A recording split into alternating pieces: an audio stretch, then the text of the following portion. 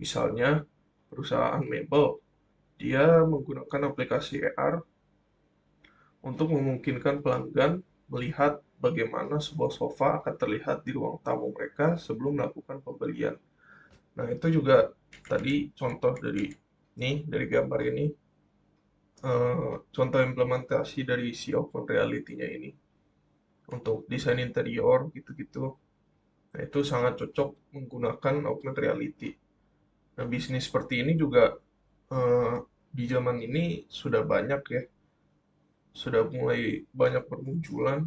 Jadi jika kita ingin mendesain suatu ruangan, kita bisa pakai augmented reality atau kalau tidak mengerti pun kita bisa memanggil orang yang mengerti tentang augmented reality ini dan minta bantuan kepada dia.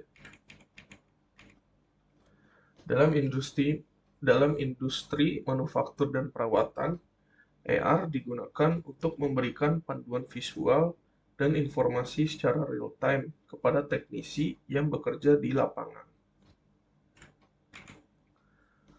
Selanjutnya ada keuntungan dan tantangan dari AR ini sendiri. Keuntungan utama dari AR adalah kemampuannya untuk memberikan informasi tambahan dan interaksi yang meningkatkan pengalaman pengguna di dunia nyata.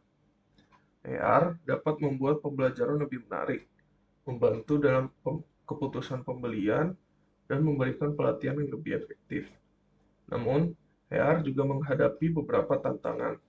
Salah satunya adalah kebutuhan akan perangkat keras yang canggih dan mahal. Selain itu, ada juga tantangan teknis dalam hal pemrosesan data real-time dan penempatan elemen digital yang akurat di lingkungan dunia nyata. Masa depan dari AR. Masa depan dari AR terlihat sangat menjanjikan seperti halnya virtual reality dengan perkembangan teknologi yang terus berlanjut. Menurut saya, semua hal yang berhubungan teknologi itu tidak mungkin dia stuck di satu zaman karena sebuah teknologi itu pasti akan terus berkembang sampai kapanpun. Dia itu adalah salah satu komponen yang penting, komponen komponen kehidupan yang penting, yaitu teknologi. Apalagi jika kita lihat dari sekitar tahun 1990 atau sebelum tahun 2000, itu komputer dan HP itu masih sangat jarang ditemukan. Nah, ketika sudah mulai tahun 2000 sampai 2010, nah itu komputer dan HP itu mulai banyak banget bermunculan dan semakin ke sini juga semakin canggih karena dengan pesat sekali perkembangan dari teknologi ini. Jadi tidak mungkin sebuah teknologi itu stuck di satu zaman karena dia akan terus berkembang seiring berjalannya waktu. Lanjut, salah satu fokus utamanya AR ini adalah membuat perangkat AR lebih terjangkau dan lebih mudah diakses oleh masyarakat umum.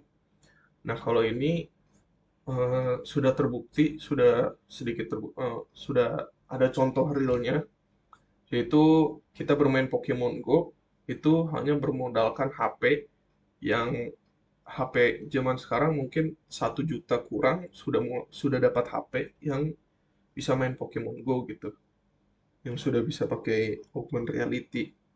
Nah, berbanding terbalik sama VR, kalau VR itu dia cenderung mahal karena komponennya itu dia beda karena dia memakai kacamata VR gitu. Nah, itu komponen-komponennya mahal sehingga harganya juga tinggi dan tidak semua orang bisa mengakses ke VR tersebut.